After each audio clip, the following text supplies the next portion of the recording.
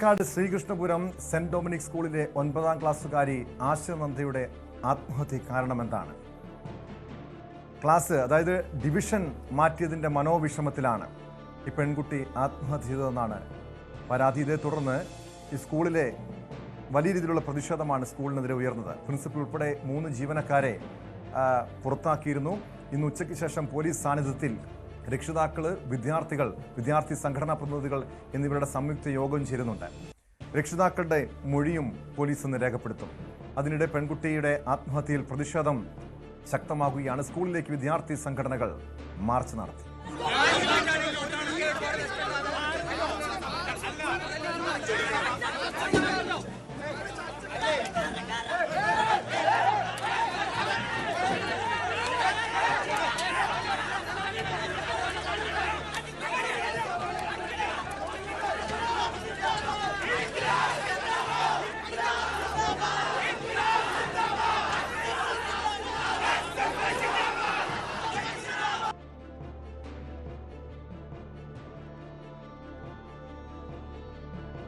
വിവരങ്ങളുമായി ആയിഷത്തുൽ ഷംന ചേരുന്നുണ്ട്.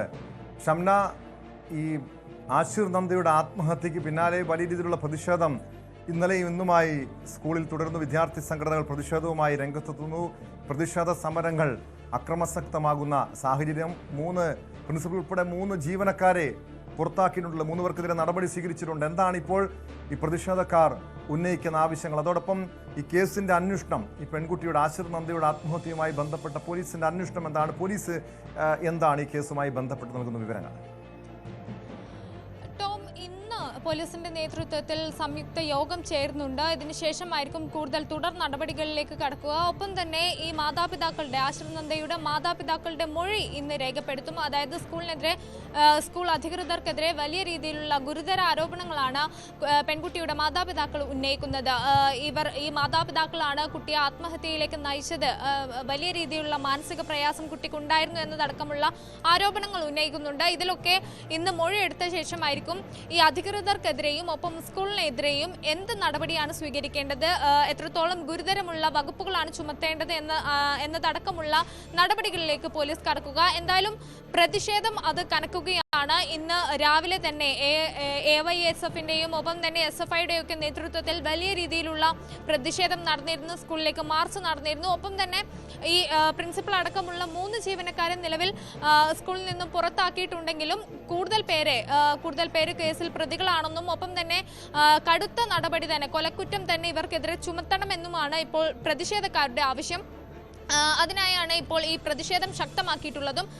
പ്രധാനമായും ഉയരുന്ന ഒരു ആക്ഷേപം ഈ അധ്യാപകർ അത് എന്തിൻ്റെ പേരിലാണെങ്കിലും കുട്ടികളെ ഇത്തരത്തിൽ മാനസികമായി ബുദ്ധിമുട്ടിക്കുന്ന തരത്തിലേക്ക്, വളരെയധികം മനോവിഷമത്തിലേക്ക് തള്ളിയിടുന്ന തരത്തിൽ അധ്യാപകരുടെ പെരുമാറ്റം, അതാണ് ഏറെ പ്രതിഷേധത്തിന് ഇടയാക്കിയതും. നേരത്തെ തന്നെ ഈ ആശിർ നന്ദയ്ക്ക് മാർക്ക് കുറവായതിൻ്റെ പേരിൽ ക്ലാസ്സിലെ ഡിവിഷൻ മാറ്റിയിരുന്നു. അതായത് 9ാം ക്ലാസ്സിലെ തൻ്റെ ഡിവിഷനിൽ നിന്നും മറ്റൊരു ക്ലാസ്സിലേക്ക് ഇരുത്തിയിരുന്നു. അതിൽ കുട്ടിക്ക് വളരെയധികം മനോവിഷമമുണ്ടായി, പ്രയാസമുണ്ടായിരുന്നു.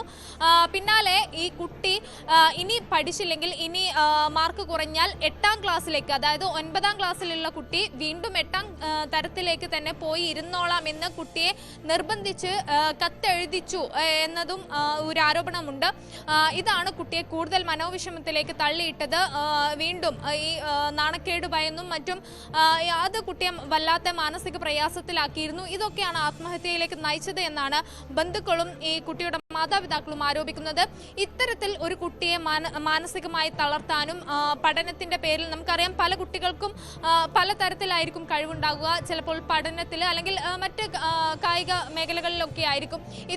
എന്തിന്റെ പേരിലാണെങ്കിലും പഠനത്തിന്റെ പേരിൽ, മാർക്ക് കുറഞ്ഞതിന്റെ പേരിലൊക്കെ ഇത്തരത്തിൽ മാനസികമായി കുട്ടികളെ ബുദ്ധിമുട്ടിലാക്കി ആത്മഹത്യയിലേക്ക് അടക്കം നയിക്കുന്ന ഒരു അധ്യാപകർ, അവരെങ്ങനെയാണ് അധ്യാപകർ എന്ന് വിളിക്കുന്നത്? അവരെങ്ങനെയാണ് ഈ കുട്ടികളെ, ഈ ആശിർ നന്ദ മാത്രമല്ല സ്കൂളിലുള്ളത്, മറ്റു പല കുട്ടികളുമുണ്ട്. അങ്ങനെയാണെങ്കിൽ ഇത്രയും ഒരു നിലവാരമില്ലാത്ത അധ്യാപകർ എന്ന് പോലും വിളിക്കാൻ കഴിയാത്തവർ ഇവരെ ഇനി മറ്റു കുട്ടികളെ കൂടി പഠിപ്പിക്കും, മറ്റു കുട്ടികളെയും ഇതേ തരത്തിൽ മാനസിക ബുദ്ധിമുട്ടിലാക്കും, വിഷമത്തിലാക്കും. ഇതൊക്കെയാണ് ഇപ്പോൾ ഈ പ്രതിഷേധക്കാർ ഉന്നയിക്കുന്ന പ്രധാന ആരോപണവും. കൃത്യമായി ഇപ്പോൾ നിലവിൽ 3 പേർക്കെതിരെ, പ്രിൻസിപ്പൽ അടക്കം 3 പേർക്കെതിരെ നടപടി സ്വീകരിച്ചിട്ടുണ്ടല്ലോ, സസ്പെൻഡ് ചെയ്തിട്ടുണ്ടല്ലോ. പക്ഷേ പ്രതിഷേധക്കാർ ഇവിടെ ഉന്നയിക്കുന്ന ആവശ്യം ഈ ആരോപണ വിധേയരായിട്ടുള്ള അധ്യാപകർക്കെതിരെ കൊലക്കുറ്റം ചുമത്തണമെന്നാണ്. നിലവിൽ പോലീസ് ഈ കേസുമായി ബന്ധപ്പെട്ട് നൽകുന്ന വിവരം എന്താണ്? അത്തരമൊരു നടപടി ഈ അധ്യാപകർക്കെതിരെ കേസെടുത്തിട്ടുണ്ടോ? സ്കൂളിനെതിരെ നടപടി സ്വീകരിച്ചിട്ടുണ്ടോ? ഈ രക്ഷിതാക്കളുടെ മൊഴി എന്ന് രേഖപ്പെടുത്തുന്നുണ്ടല്ലോ, അതുമായി ബന്ധപ്പെട്ട നടപടിക്രമങ്ങൾ എങ്ങനെയാണ്? ടോം, അല്പസമയത്തിനകം തന്നെ പോലീസിന്റെ നേതൃത്വത്തിൽ യോഗം ചേരും. അതിനുശേഷമായിരിക്കും ഈ രക്ഷിതാക്കളുടെ മൊഴിയെടുക്കുക എന്നാണ് മനസ്സിലാക്കുന്നത്. ഈ മൊഴിയെടുത്ത ശേഷമായിരിക്കും ഈ അധ്യാപകർക്കെതിരെയും ഒപ്പം തന്നെ സ്കൂളിനെതിരെയും എന്ത് വകുപ്പുകൾ അടക്കം ചുമത്തണം എന്ന കാര്യത്തിലോട്ട് പോലീസ് ഒരു തീരുമാനത്തിലെത്തുക. കാരണം വളരെയധികം ഗുരുതരമുള്ള ആരോപണങ്ങളാണ് കുടുംബം ഉന്നയിക്കുന്നത്. അത് ഇനി മൊഴിയിൽ മാതാപിതാക്കൾ ഉറച്ചു നിൽക്കുമോ, മറ്റെന്തെങ്കിലും കൂടി അവർക്ക് പറയാനുണ്ട് എന്ന കാര്യങ്ങളൊക്കെ വിശദമായി അന്വേഷിച്ച് മൊഴി രേഖപ്പെടുത്തിയ ശേഷമായിരിക്കും തുടർ നടപടികളിലേക്ക് കടക്കുക എന്നാണ് മനസ്സിലാക്കുന്നത്. ടോം,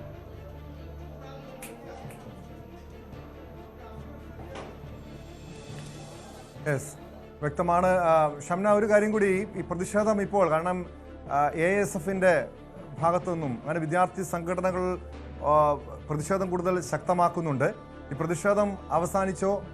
മാത്രമല്ല, ഇനിയൊരു യോഗം നടക്കുന്നുണ്ടല്ലോ ഈ പോലീസിന്റെ നേതൃത്വത്തിൽ, വിദ്യാർത്ഥി പ്രതിനിധികളടക്കം പങ്കെടുപ്പിച്ചുകൊണ്ടുള്ള യോഗം.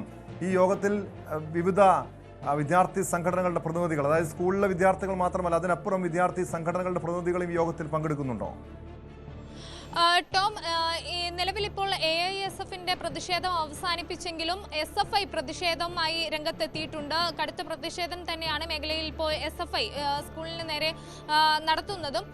അതിനുശേഷമായിരിക്കും അല്പസമയത്തിന് ശേഷം തന്നെ യോഗം ചേരുമെന്നാണ് മനസ്സിലാക്കുന്നത്. മറ്റ് പുറത്തു നിന്നുള്ള സ്കൂൾ വിദ്യാർത്ഥി സംഘടനകളുടെ പ്രതിനിധികൾ കൂടി യോഗത്തിൽ ഉണ്ടാകുമെന്നാണ് കരുതുന്നത്. അത് സംബന്ധിച്ച് കൂടുതൽ വിവരങ്ങൾ പുറത്തു വന്നിട്ടില്ല. എന്തായാലും രക്ഷിതാക്കളും ഒപ്പം തന്നെ വിദ്യാർത്ഥികളും വിദ്യാർത്ഥി സംഘടനകളും യോഗത്തിൽ ഉണ്ടാകുമെന്നാണ് മനസ്സിലാക്കുന്നത്. ടോം,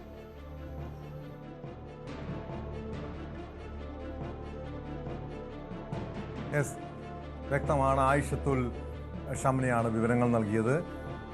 പാലക്കാട് 9ാം ക്ലാസ് വിദ്യാർത്ഥിനി ആത്മഹത്യ ചെയ്ത സംഭവവുമായി ബന്ധപ്പെട്ടാണ് വിദ്യാർത്ഥി സംഘടനകൾ പ്രതിഷേധം ശക്തമാക്കിയിരിക്കുന്നത്. ഇന്ന് ഉച്ചയ്ക്ക് ശേഷം വിദ്യാർത്ഥി സംഘടനാ പ്രതിനിധികളുടെയും രക്ഷിതാക്കളുടെയും ഉൾപ്പെടെ സംയുക്ത യോഗം ചേരുന്നുണ്ട്. ഈ മരിച്ച പെൺകുട്ടിയുടെ രക്ഷിതാക്കളുടെ മൊഴി പോലീസ് രേഖപ്പെടുത്തും. നിലവിൽ ഈ കേസുമായി ബന്ധപ്പെട്ട് 3 അധ്യാപകർക്കെതിരെ സ്കൂളിൻ്റെ ഭാഗത്തു നിന്നും നടപടി സ്വീകരിച്ചിരുന്നു. 3 പേരെയും സസ്പെൻഡ് ചെയ്തിട്ടുണ്ട്. പക്ഷേ ഇവർക്കെതിരെ കൊലക്കുറ്റം ചുമത്തണമെന്നാണ് വിദ്യാർത്ഥി സംഘടനകളുടെ പ്രതിഷേധക്കാരുടെ ആവശ്യം.